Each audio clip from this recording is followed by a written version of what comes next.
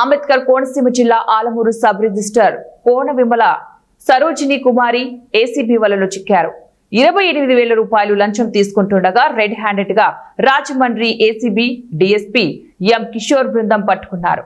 ఆలమూరు మండలం బడుగువాణిలంక గ్రామానికి చెందిన గట్టి సుబ్రహ్మణ్యం తన 1.3 ఎకరాల పొలాన్ని తన కుమారుడి పేరున గిఫ్ట్ డీడ్ చేయాలంటూ సబ్ రిజిస్టర్ ను కోరాడు.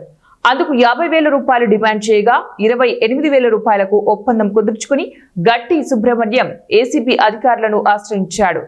సబ్ రిజిస్టర్ తన కారు డ్రైవర్ దాసరి దుర్గాప్రసాద్ ద్వారా రైతు నుంచి లంచం తీసుకుంటూ ఉండగా రెడ్ హ్యాండెడ్ గా ఏసీబీ అధికారులు పట్టుకున్నారు. తాము పట్టుకున్న 28,000తో పాటు సబ్ రిజిస్టర్ కార్యాలయంలో తనిఖీలు చేసి మరో 35,000 రూపాయల నగదును స్వాధీనపరుచుకున్నట్లు ACB DSP M Kishore Kumar వెల్లడించారు.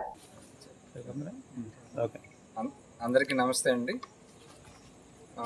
గట్టి సుబ్రహ్మణ్యం బడుగువాణి లంక గ్రామం ఆలమూరు మండలానికి చెందిన వ్యక్తి. అతని పేరు మీద ఎకరా 37 సెంట్లు ఉంది. అతని పేరు మీద ఉన్న భూమిని వాళ్ళ అబ్బాయి మీదకి గిఫ్ట్ డీడ్ చేయాలనే క్రమంలో అతను ఆలమూరు సబ్ రిజిస్టర్ గారిని డాక్యుమెంట్ రైటర్ అయిన ముప్పిరి వెర్రయ్య ఎలియాస్ యేసు ద్వారా అప్రోచ్ అయ్యారు. ఇనీషియల్గా ఈ గిఫ్ట్ డీడ్ రిజిస్ట్రేషన్ చేయడానికి 50,000 డిమాండ్ చేశారు. ఆ తర్వాత రిక్వెస్ట్ చేయగా 28,000కి దానికి అగ్రీ అయ్యారు.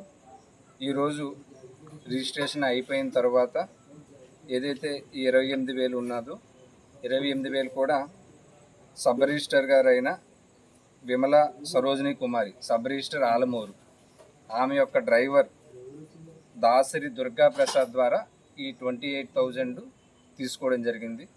మేము ఆ 28,000 తీసుకునేటప్పుడు రెడ్ హ్యాండెడ్గా పట్టుకున్నాం.